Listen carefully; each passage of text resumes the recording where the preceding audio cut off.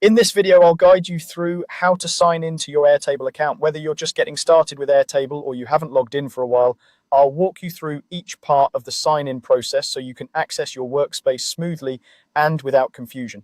First, go ahead and open the web browser you normally use on your computer. This could be Chrome, Firefox, Edge, Safari, or another modern browser. For the best experience, it's a good idea to make sure your browser is up to date, since newer versions tend to work better with web apps like Airtable. In the address bar at the top of your browser, type in airtable.com and press enter on your keyboard. This will take you to the Airtable homepage. Give it a moment to load, especially if your internet connection is a bit slow.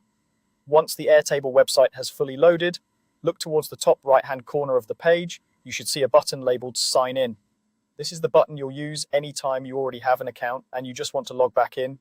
Go ahead and click on that Sign In button. After you click, you'll be taken to the Sign In page. Here you'll see a field where you can enter your email address. Type in the email address that you used when you first created your Airtable account. Make sure you enter it carefully, checking for any extra spaces or small typos. Even a missing letter or an extra character can prevent you from signing in successfully.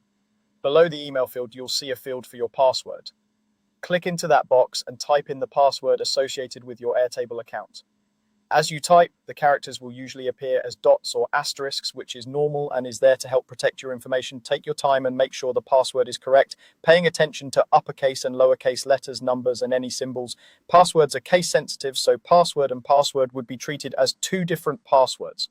If you're not sure your password is correct, many browsers have an option to show or hide what you're typing in the password field, often with a small eye icon.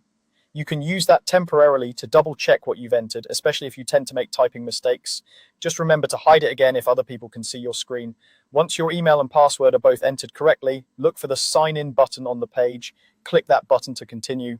Airtable will now verify your information. This may take a couple of seconds, so don't worry if it doesn't happen instantly.